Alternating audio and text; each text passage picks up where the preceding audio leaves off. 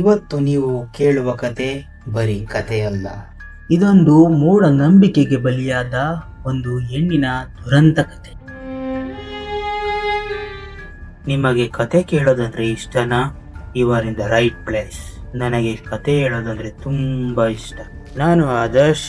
ಕಾಣದ ಕತೆಗಳಿಗೆ ನಿಮಗೆಲ್ಲರಿಗೂ ಸ್ವಾಗತ.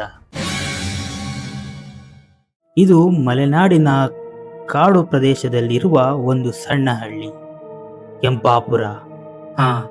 ಒಂದು ವಿಷಯ, ನೀವು ವಿಡಿಯೋನ ನೋಡ್ಲೇಬೇಕಂತೇನಿಲ್ಲ. ನಾನು ಮಾಡೋ ನರೇಶನ್ ಸ್ಟೈಲ್ಗೆ ನಿಮ್ಮ ಮುಂದೆ ಕತೆ ಬರ್ತಾ ಹೋಗುತ್ತೆ. ಜಸ್ಟ್ ಆಡಿಯೋನ ಕೇಳಿದ್ರೆ ಸಾಕು. ಈಗ ನಮ್ಮ ಕತೆ ಕಡೆ ಬರೋಣ.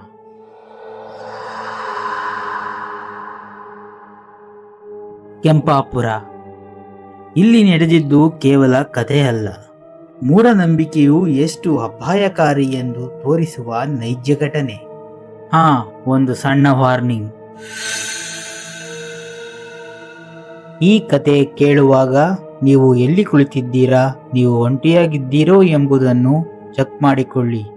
ಏಕೆಂದರೆ ಕೆಲವರು ಹೇಳ್ತಾರೆ, ಈ ಕತೆ ಸಂಪೂರ್ಣವಾಗಿ ಕೇಳಿದ ಮೇಲೆ ಮಧ್ಯರಾತ್ರಿ 12 ಗಂಟೆಗೆ ನಿಮ್ಮ ಮನೆಯ ಬಾಗಿಲನ್ನು ಯಾರೋ ತಟ್ಟಿದಂತೆ ನಿಮಗೆ ಭಾಸವಾಗುತ್ತದೆ.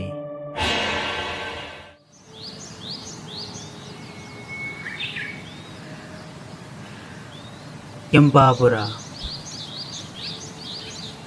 ಇದು ಕಾಡು, ಹೊಲ, ನದಿಗಳ ನಡುವೆ ಅಡಗಿರುವ ಒಂದು ಸಣ್ಣ ಹಳ್ಳಿ. ಹಗಲಿನ ಸಮಯದಲ್ಲಿ ಹಸು, ಹೊಲ, ಕೂಲಿ ಕೆಲಸ. ಆದರೆ ರಾತ್ರಿ ಆದ್ರೆ ಸೈಲೆನ್ಸ್. ಅದೆಷ್ಟು ನಿಶಬ್ದವೆಂದರೆ ಆ ಜಾಗದಲ್ಲಿ ಊರು ಇದೆಯೋ ಇಲ್ವೋ ಎಂಬುದು ಕೂಡ ತಿಳಿಯುವುದಿಲ್ಲ. ಅಷ್ಟು ನಿಶಬ್ದ. ಆ ಊರಿನಲ್ಲಿ ಈಗಲೂ ಸಹ ಮನೆ ಮಾಡಿರುವುದು ಮೂಢನಂಬಿಕೆ. ರಾತ್ರಿ ಆದ ನಂತರ ಹಳ್ಳಿಗರು ನಂಬುವುದೇನೆಂದರೆ ವಾಮಾಚಾರ, ಆತ್ಮಬಂಧನ, ಬ್ಲ್ಯಾಕ್ ಮ್ಯಾಜಿಕ್ ಅಂತಹ ಚಟುವಟಿಕೆಗಳು ಇನ್ನೂ ಆ ಊರಿನಲ್ಲಿ ನಡೆಯುತ್ತಲೇ ಇವೆ ಎಂಬುದು ಹಳ್ಳಿಗರಿಗೂ ಕೂಡ ಗೊತ್ತಿರುವ ಸಂಗತಿಯೇ.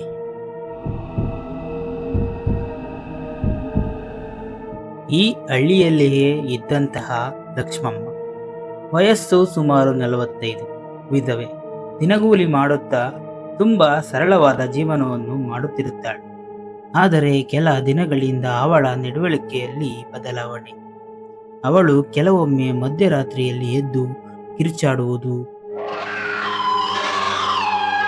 ಕೂಗಾಡುವುದು, ಕೆಲವೊಮ್ಮೆ ತನ್ನನ್ನು ತಾನೇ ಹೊಡೆದುಕೊಳ್ಳುವುದು, ಅಪರಿಚಿತ ಭಾಷೆಯಲ್ಲಿ ಮಾತನಾಡುವುದನ್ನು ಮಾಡುತ್ತಿರುತ್ತಾಳೆ. ಇದನ್ನೆಲ್ಲ ನೋಡಿ ಬೆಚ್ಚಿ ಬಿದ್ದ ಅವಳ ಮಗ ರಮೇಶ್. ಅವನಿಗೆ ಅನಿಸಿದ್ದು ಅಮ್ಮನಿಗೆ ಭೂತ ಹಿಡಿದಿದೆ. ಇದೆಲ್ಲ ಗೊತ್ತಾದ ಊರಿನ ಜನರು ಏನೇನೋ ಮಾತನಾಡಲು ಶುರು ಮಾಡುತ್ತಾರೆ. ಹೌದು, ಅವಳ ಮೇಲೆ ಕೆಟ್ಟ ಶಕ್ತಿ ಇದೆ, ಬ್ಲ್ಯಾಕ್ ಮ್ಯಾಜಿಕ್ ಯಾರೋ ಮಾಡಿದ್ದಾರೆ ಪಾಪ. ಇದನ್ನೆಲ್ಲ ಗಮನಿಸಿದ ರಮೇಶ್ ಇದಕ್ಕೊಂದು ಪರಿಹಾರ ಮಾಡಲೇಬೇಕೆಂದು ಆ ಊರಿನ ಗೌರಮ್ಮ ಎಂಬುವರ ಬಳಿ ಸಹಾಯಕ್ಕೆ ಹೋಗುತ್ತಾನೆ. ಆ ಹಳ್ಳಿಯಲ್ಲಿಯೇ ಒಬ್ಬಳು ಹೆಂಗಸು ಇದ್ದಳು, ಅವಳೇ ಗೌರಮ್ಮ. ಅವಳು ತನ್ನನ್ನು ತಾನೇ ದೊಡ್ಡ ಮೇಧಾವಿ, ವೈದ್ಯೆ ಎಂದು ಹೇಳಿಕೊಂಡು ಓಡಾಡುತ್ತಿದ್ದಳು. ಅವಳಿಗೆ ಈ ಮಾಟ ಮಂತ್ರದ ಶಕ್ತಿಯೆಲ್ಲ ತಿಳಿದಿತ್ತು. ನಾನು ದೆವ್ವವನ್ನು ಓಡಿಸುತ್ತೇನೆ ಎಂದು ಹಳ್ಳಿಗರ ಮುಂದೆ ಮಾತನಾಡುತ್ತಿದ್ದಳು.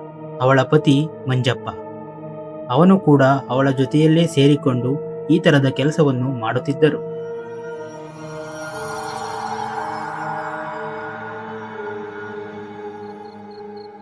ರಮೇಶ್ ಅಮ್ಮ ಲಕ್ಷ್ಮಮ್ಮನನ್ನು ಗೌರಮ್ಮನ ಮನೆಗೆ ರಾತ್ರಿ 7 ಗಂಟೆಗೆ ಕರೆದುಕೊಂಡು ಹೋದ. ಆ ರಾತ್ರಿ ಇಷ್ಟು ನಿಗೂಢ ಮತ್ತು ಭಯಂಕರವಾಗುತ್ತದೆ ಎಂದು ಯಾರು ಕೂಡ ಊಹೆ ಮಾಡೇ ಇರಲ್ಲ.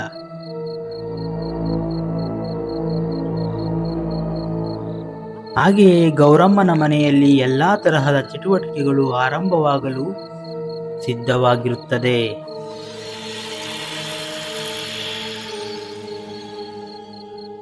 ಅಲ್ಲಿಗೆ ಬಂದಂತಹ ಲಕ್ಷ್ಮಮ್ಮನನ್ನು ಒಂದು ಚೇರಿನ ಮೇಲೆ ಕೂರಿಸಿ ಹಗ್ಗದಿಂದ ಕಟ್ಟಿ ಹಾಕಲಾಗುತ್ತದೆ.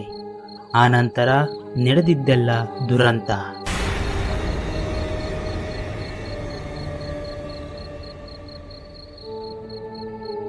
ಗೌರಮ್ಮ ಕೈಯಲ್ಲಿದ್ದ ಬೂದಿಯನ್ನು ಲಕ್ಷ್ಮಮ್ಮನ ಮೇಲೆ ಎಸೆಯುತ್ತಾ ಏನೋ ಮಂತ್ರಪಠನೆ ಮಾಡಲು ಶುರು ಮಾಡುತ್ತಾಳೆ. ಓ, ಇವಳ ಮೇಲೆ ದೊಡ್ಡ ಆತ್ಮವೇ ಸೇರಿಕೊಂಡಿದೆ. ಇವತ್ತು ರಾತ್ರಿಯೆಲ್ಲ ದೊಡ್ಡ ಪೂಜೆಯನ್ನೇ ಮಾಡಬೇಕು ಎಂದು ಗೌರಮ್ಮ ಹೇಳುತ್ತಾಳೆ.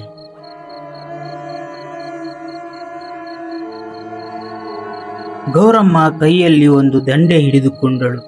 ಅವಳು ಲಕ್ಷ್ಮಮ್ಮನನ್ನು ಒಡೆಯಲು ಮುಂದಾದಳು.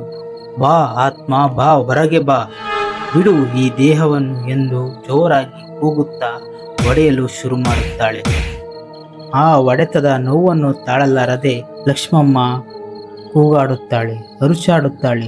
ನನಗೆ ಏನೂ ಆಗಿಲ್ಲ, ನನ್ನನ್ನು ಬಿಟ್ಟು ಬಿಡಿ ಎಂದು ಗೋಗರಿಯುತ್ತಾಳೆ.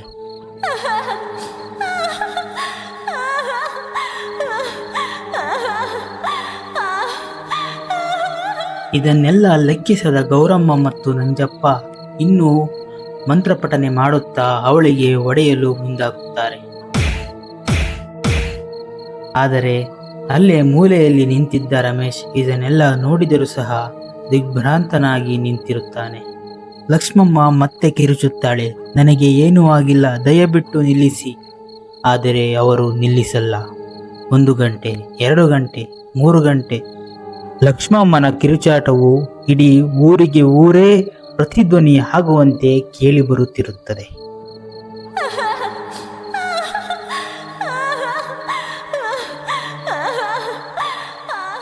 ಲಕ್ಷ್ಮಮ್ಮ ಸಂಪೂರ್ಣವಾಗಿ ಜ್ಞಾನವನ್ನು ಕಳೆದುಕೊಳ್ಳುತ್ತಾಳೆ. ಗೌರಮ್ಮ ನಂಜಪ್ಪನಿಗೆ ಹೇಳುತ್ತಾ, ಹೋಗು, ಇನ್ನೂ ಪೂಜೆ ಮುಗುದಿಲ್ಲ, ಅವಳನ್ನು ಎಬ್ಬಿಸು. ನಂಜಪ್ಪ ಅವಳ ಬಳಿ ಹೋಗಿ ಅವಳ ಉಸಿರಾಟವನ್ನು ಚೆಕ್ ಮಾಡುತ್ತಾನೆ. ಆದರೆ ಅವಳ ಪ್ರಾಣ ಪಕ್ಷಿ ಆಲ್ರೆಡಿ ಹಾರಿ ಹೋಗಿರುತ್ತದೆ. ಆದರೆ ಆಶ್ಚರ್ಯವೇನೆಂದರೆ ಅವಳ ಕೂಗಾಟ ಇನ್ನೂ ಊರಿನಲ್ಲಿ ಪ್ರತಿಧ್ವನಿಯಾಗಿ ಕೇಳಿಬರುತ್ತಿರುತ್ತದೆ.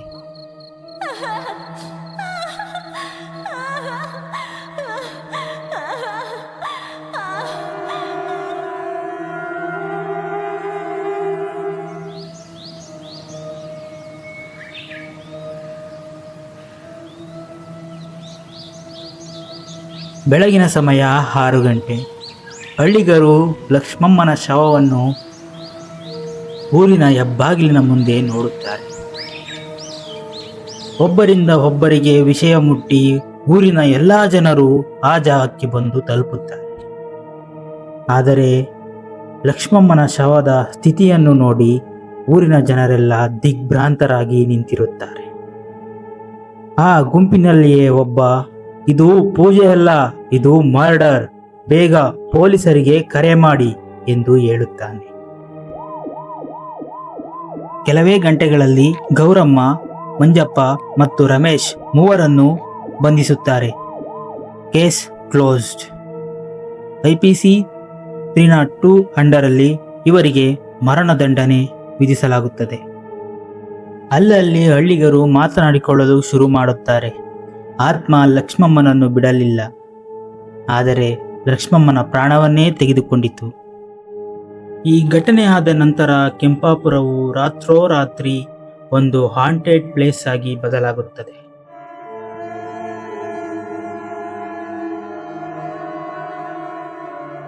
ಆ ಗೌರಮ್ಮನ ಮನೆಯಿಂದ ರಾತ್ರಿ 12 ಗಂಟೆಯ ಸಮಯದಲ್ಲಿ ಒಂದು ಹೆಂಗಸು ಕೂಗಾಡಿದಂತೆ, ಕಿರಿಚಾಡಿದಂತೆ ಶಬ್ದ ಬರುತ್ತದೆ ಎಂದು ಊರಿನವರು ಹೇಳುತ್ತಾರೆ.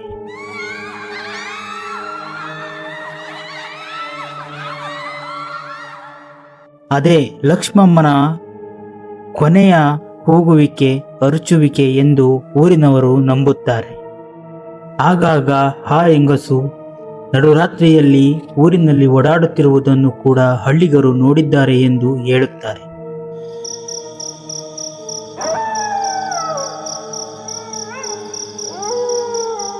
ಮತ್ತೆ ವಿಚಿತ್ರ ಎಂಬುವಂತೆ ಆ ಹಳ್ಳಿಗರ ಮನೆಯ ಬಾಗಿಲನ್ನು ಯಾರೋ ನಡುರಾತ್ರಿಯಲ್ಲಿ ತಟ್ಟಿದಂತೆ,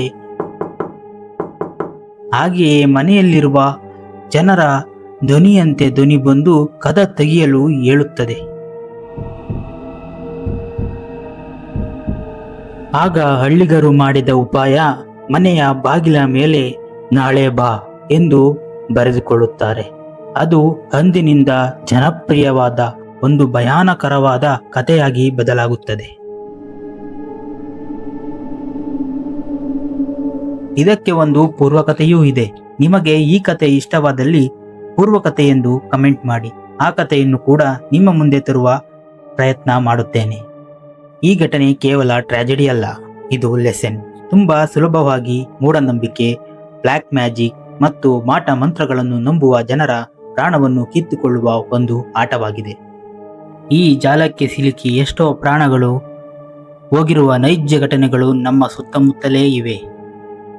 ಆದರೆ ಹಳ್ಳಿಗರು ಇನ್ನೂ ಹೇಳ್ತಾರೆ, ಪ್ರತಿ ವರ್ಷ ಅವಳ ಮರಣದ ರಾತ್ರಿ ಲಕ್ಷ್ಮಮ್ಮನ ಧ್ವನಿ ಕೇಳುತ್ತದೆ.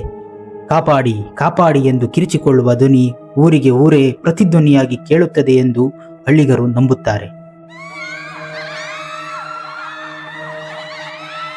ಲಕ್ಷ್ಮಮ್ಮನು ನ್ಯಾಯಕ್ಕಾಗಿ ಹುಡುಕಾಡುತ್ತಿರುವುದು ನಿಜವಾಗಿರಬಹುದು. ಹಾಗೆಯೇ ನಾಳೆ ಬಾ.